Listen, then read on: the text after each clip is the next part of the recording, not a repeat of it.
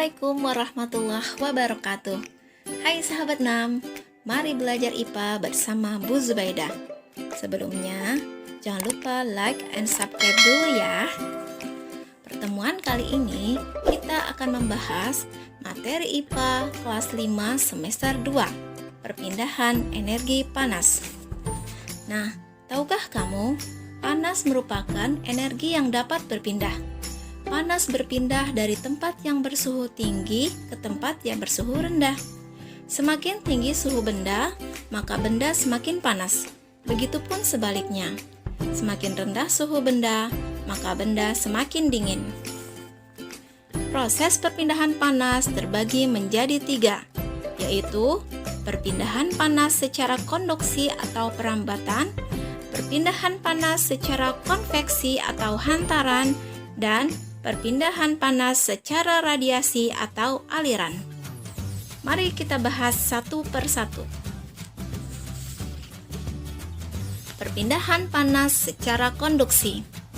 Konduksi adalah perpindahan panas melalui zat perantara tanpa diikuti oleh zat perantaranya.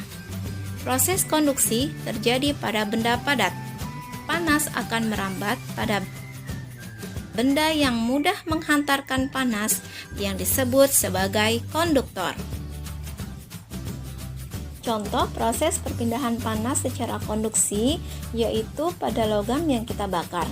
Awalnya hanya bagian ujung saja yang terasa panas, namun kelamaan bagian lain yang tidak ikut kita bakar terasa panas.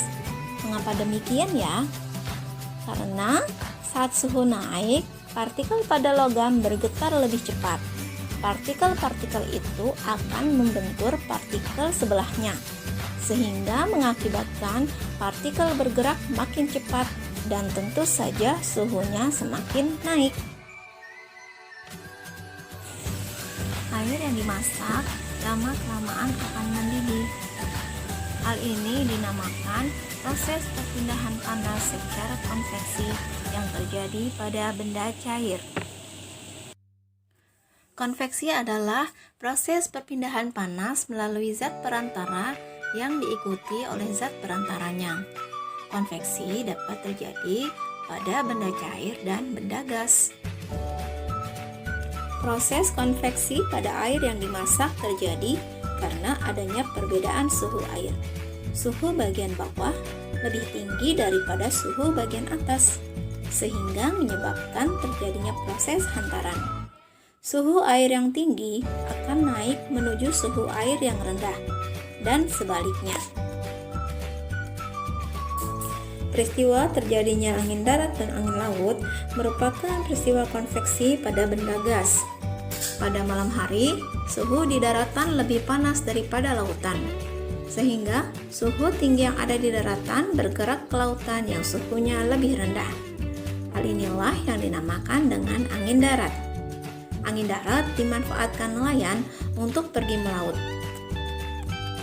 Pada siang hari, suhu di lautan lebih tinggi daripada di daratan, sehingga suhu di lautan akan bergerak ke arah daratan yang bersuhu lebih rendah. Inilah yang disebut sebagai angin laut. Angin laut digunakan nelayan untuk pulang setelah menangkap ikan di laut lepas saat malam hari. Perpindahan panas secara radiasi. Pernahkah kamu mengikuti kegiatan pramuka saat malam hari? Apa yang dilakukan jika saat itu udaranya terasa dingin? Ya, menyalakan api unggun merupakan cara untuk membuat udara terasa hangat di sekitar kita. Tubuh kita akan terasa hangat walaupun udara di sekitar dingin karena tubuh mendapatkan panas secara radiasi. Panas dari api unggun berpindah ke tubuhmu tanpa adanya zat perantara. Jadi, dalam proses perpindahan panas secara radiasi, tidak ada alat atau media yang menghantarkan aliran panas, melainkan sumber panas itu sendiri. Demikian penjelasan materi perpindahan energi panas. Semoga bermanfaat dan menambah wawasan kalian. Jangan lupa untuk menonton video-video lain di channel Sahabat 6. Assalamualaikum warahmatullahi wabarakatuh.